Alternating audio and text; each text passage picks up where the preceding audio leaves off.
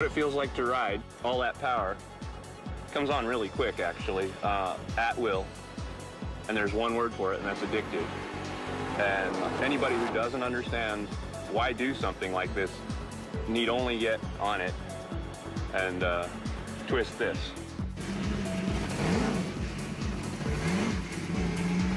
Whether it's power, performance, or sheer innovation, concepts push the boundaries of imagination.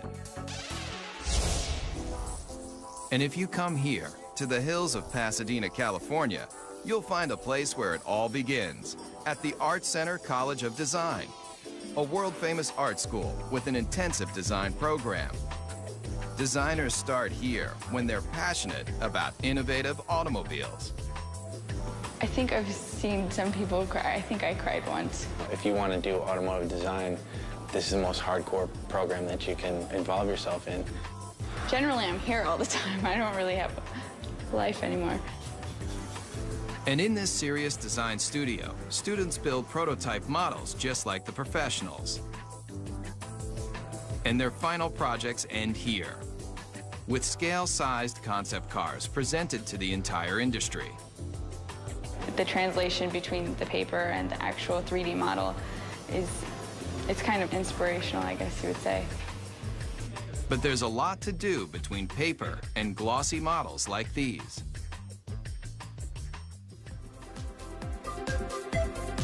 Hundreds of hours go into making just one of these innovative models.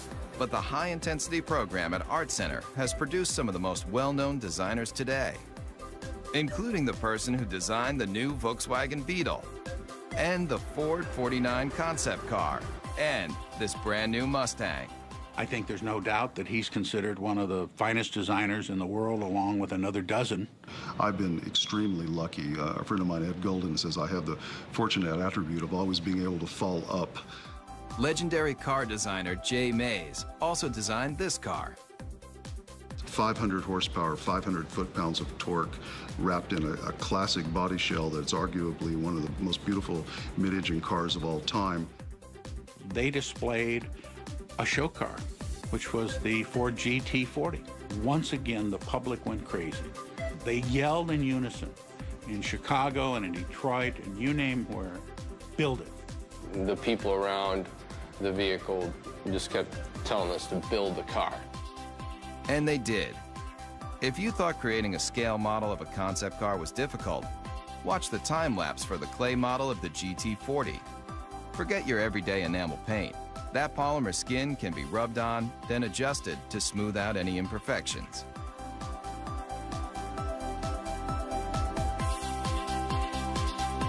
And if the final concept looks familiar, that's because it's a brand new version of a champion. A car that's arguably the most famous Ford ever is the GT40 that won Le Mans in 66, 67, 68, and 69. Race day at Le Mans. And that was really important for the country. I mean, we were not only going to space at that point, we were going to take on the world of racing. The candy-colored Fords are the fastest, with 6 of the top 10 starting positions. After performance builder Enzo Ferrari rejected Henry Ford's attempt to purchase the Italian automaker, Ford Motor Company built its own high-performance car. And in 1969, at a record-breaking 217 miles per hour, the GT40 left every Ferrari it took on in the dust. This 4-time winner of one of the world's most famous races disappeared into automotive history until Jay Mays took the lead in convincing Ford to redesign the GT40 into a concept car, and now into a production vehicle. We're reintroducing what is a vehicle that I simply think can't be improved upon, but we're putting modern mechanicals, modern safety, modern engineering, and putting it at a price, although very expensive, is in the world of supercars actually a bargain. And what is a bargain for a supercar? It's obviously going to be a vehicle that costs well over $100,000. Mario Andretti equals that mark in his Ford Mark IV. This car doesn't have a typical business plan. It was more for creating an image and an aura and recreating some history. There's the the checkered flag. It's an all-American win. The GT40 may look like an old favorite, but it proves that designers who build concept cars can determine what you drive when you go to work or when you're on vacation. And as long as designers are thinking up innovative and exciting ways to let you travel where you want to go, the auto industry will continue to grow and change. There aren't that many great automotive designers in the world. There's a handful, but those handful of designers usually have a team of very hungry young designers under them that are continuing to drive them forward and make them look for new solutions that are going to please customers. So kids coming out of school today have got to be obsessed with what I always call cutting the old man's knees off. I want to create things that have a strong emotional impact on people in a positive way. Whatever it is, I want to create it hardcore. I just would like to see my design out there. I'd like to see it affect somebody in some way, so that 50 years later, to somebody, it could be a classic. Concept cars are the brains. In studios around the world, car makers design, test, and build just a handful of concept vehicles every year, like this Chevrolet SSR concept pickup truck. And here, at the GM Design Center in Warren, Michigan, state-of-the-art computer modeling allows designers to analyze and change designs in advanced environments like this, where life-size 3D computer models of concept cars can be studied even before they're built. But this secret design center isn't open for tours. In fact, they don't want you anywhere near the place. There's a tremendous effort placed on confidentiality and secrecy in the marketplace because it's so competitive. With billions of dollars in new car sales at stake each year, automakers are in constant battle for your loyalty. That's why the latest advancements in concept technology and design are treated with extra care. The concepts are the crown jewels of the company in many ways, and you don't want them to know even what you're thinking, so you keep that locked down as tight as you can. I think the secrecy is very, very important. It adds to the excitement. And in this 18-wheeler, there's one vehicle that was kept so top secret, just a few engineers and designers even knew of its existence. It's a make of automobile that has always represented the finer things in life. This car is destined to be a classic. The whole car is about premium, the ultimate of everything. Hear the name, see the logo, and two things come to mind: luxury and power. And Cadillac may be one of the best when it comes to its concept cars, especially with this.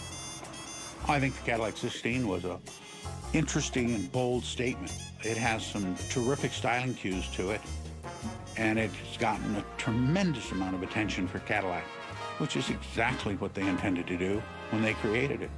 Very dramatic proportions, long hood, long wheelbase, big wheels, short overhangs. It's very wide and low.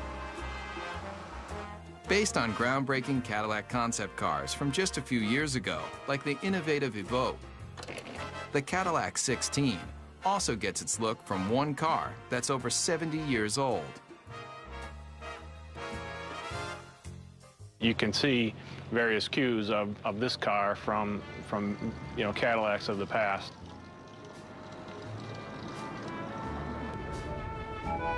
Believe it or not, this is only one of 3 1931 convertible Cadillacs known to exist, and it was a major inspiration for the new version. On the outside, they may not seem alike, but take a look at this number, and take a look at this number, and take a look under this clamshell hood, and this clamshell hood, and the relationship is obvious. Many people ask, why we did the 16-cylinder engine. Not 8, not 10, not even 12, 16 cylinders. And if the number of pistons doesn't make you take notice, then look a little closer. 1,000 horsepower makes this Cadillac engine one of the most potent power plants to ever come out of Detroit. It's a legitimate 16-cylinder engine and not a copy or a cobbled-together piece. And if you think this aluminum skin, glossy black thoroughbred is the ultimate on the exterior and under the hood, then you might want to take a look at the interior too. Really, you're just swathed in wonderful materials like Tuscany leather, burl walnut everywhere, and a silk carpet that you hardly want to have your shoes touch. Really an exquisite place to be. And if a genuine Bulgari clock doesn't make you drool, then take a closer look at the steering wheel and you'll know you're experiencing one of the finest concept vehicles ever built. When you first sit in the car, you can't help but be taken by the crystal badge in the steering wheel.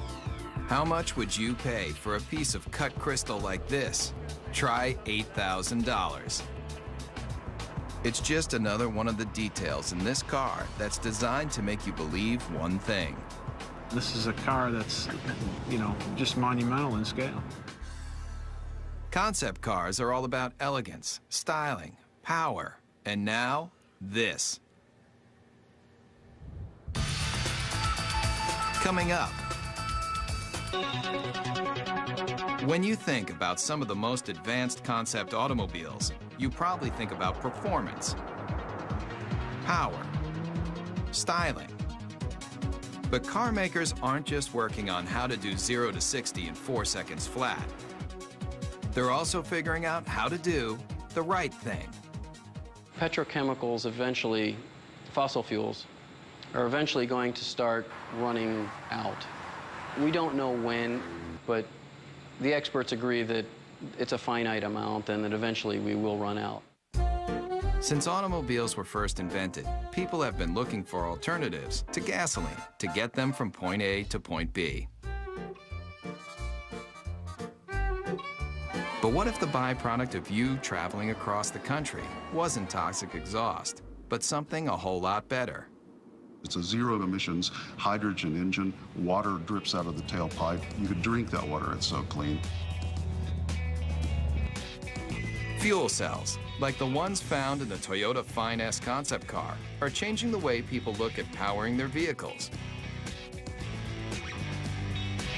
This is Honda's hydrogen refueling station. It's a futuristic concept, and it's based on generating hydrogen from a renewable source, mainly sunlight. We take sunlight from the solar panels, we generate electricity. From the electricity, we break apart water into hydrogen and oxygen. And from the hydrogen, we store it in the station, and then we use that to fuel our fuel cell vehicle. And it's not just sunlight that can make hydrogen. There are a variety of ways to produce this efficient fuel.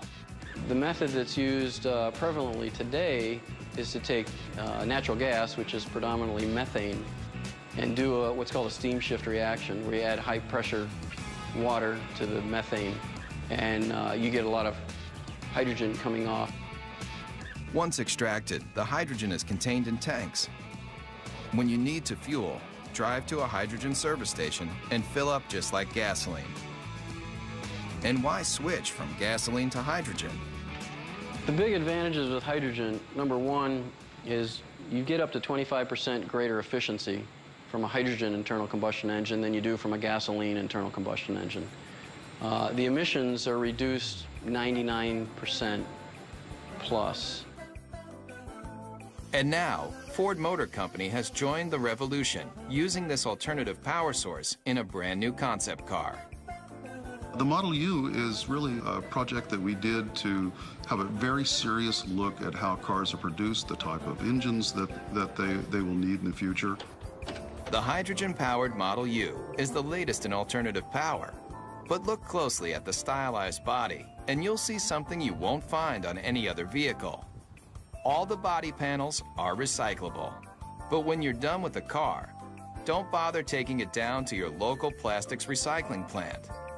It's all soy-based materials, both in the fenders, the seats, corn-based tires with very little carbon in them. Even the rollaway canvas top looks good enough to eat. The Model U takes renewable resources in automobiles to a whole new level. the entire car becomes cradle to cradle as opposed to cradle to grave car. And so it turns out to be an entire cycle of life that the car can go right back into the ground when we're finished with it. It's a very exciting concept and one actually that's quite realistic. And it proves with new alternative power source vehicles like the Model U, concepts aren't just about creating the most opulent cars on the planet. They're also about saving the planet. The car is as clean as a field of corn because it's actually made out of a field of corn. It just goes to show you, you can have your dream car and eat it too. Coming up, the line between fantasy and reality is blurred. We'll see some of the concept cars may let you dream bigger than you've ever imagined about how you're going to travel in style. But what do the biggest auto manufacturers do when they want to drive their imaginations wild? They come here, to Zumikon, Switzerland. But if you thought this tiny European country was all about cuckoo clocks and cheese with holes in it, then you haven't traveled here, to Rinspeed, where concept builder Frank Rinderknecht has created a supercharged empire designing some of the most experimental concept cars ever built. People considered me to be crazy, to be outrageous. They forecasted an end to come soon, either being broke or going out of business or whatever. And we're in the comfortable situation now that people are really almost expecting it and looking forward for next year what's to come up. Rinspeed builds custom cars for wealthy individuals, but they also partner with manufacturers to experiment with new features and new concepts. And here may be one of the strangest you've driven. Ever come across that hard-to-find parking spot only to discover that it's just a little too small for your car? Rinspeed has a solution. It's no illusion. That car is getting smaller. It's called the Presto. And it's one of a stable of Rinspeed concept cars that push the limits of auto innovation. A prototype should open a door to a vision. Should open a door to what the future could bring, maybe in a different way, but made us think. Like this. It may appear to be a high-speed sports car, but push a button, and this vehicle becomes something else altogether. The Bedouin, a retractable roof to transform a station wagon basically into a pickup truck. And the interior is as unusual as the outside. It's got a cowboy theme. A rawhide interior. Even the Western-looking seats spell out Rinspeed in rhinestones.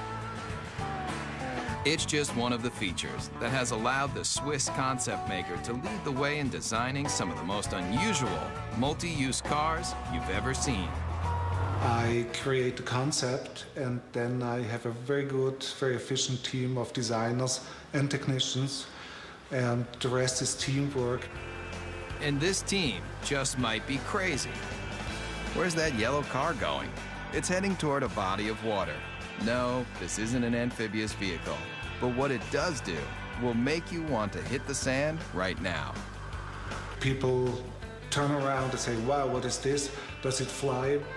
Just hit a button and a hoist lifts out another vehicle you might not expect to see on any beach anywhere. It's not a jet ski. Get your motor blowing. It's your own personal hydrofoil.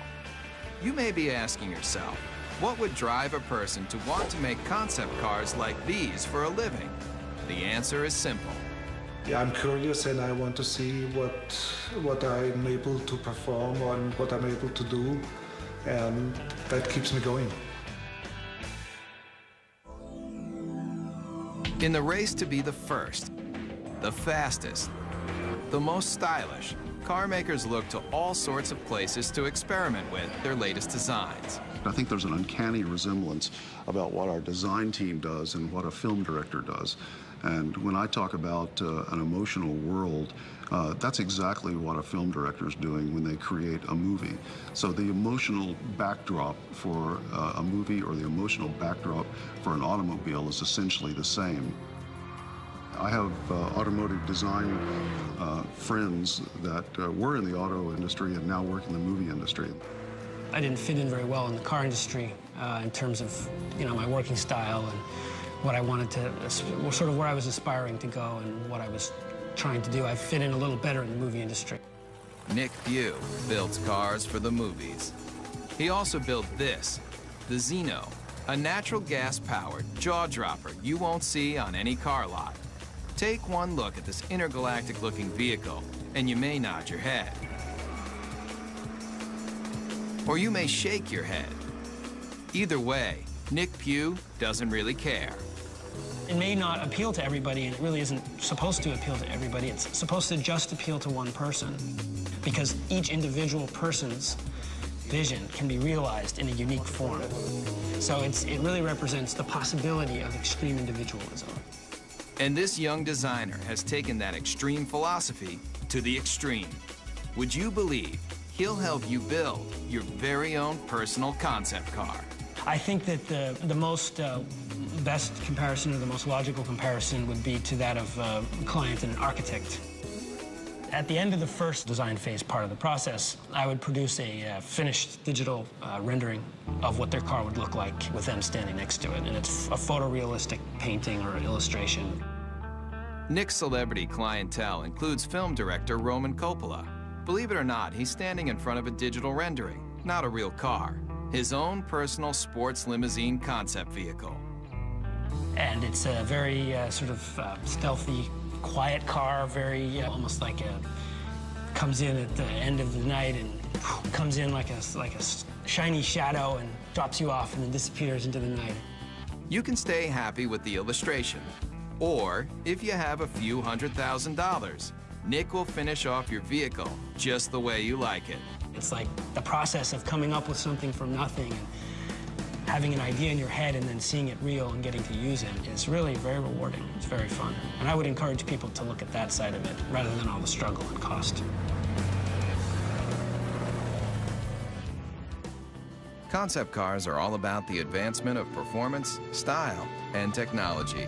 In fact, the future might just mean that anybody can design their own car from scratch. And some of these vehicles won't be built, they'll be grown. Whether it's traveling in tomorrow's super techno boxes, rolling down the highway in the newest style and performance, or getting behind the wheel of a retro futuristic power performer, there's little doubt that concept cars are built by people, for people who love dreaming about cars. We're actually trying to tug on the heartstrings of the customers, and usually the ones that are the most successful are the ones that do that in probably the most emotional way. The ones who make the money are the bold thinkers. They're the ones who go out there and say, you know what, I like this car. This car is important. It pushes all the buttons as far as we can tell. We're just going to build it. Those are the cars that inevitably, whether they're great successes in the number they sell, they're always the ones that you remember. The best thing I can say for the car business is, thank goodness people cared. If nobody cared what the next model looked like, if the love affair was gone, it'd be pretty dull around here. Get a fourth job to get me the G35. Yeah, we'll see.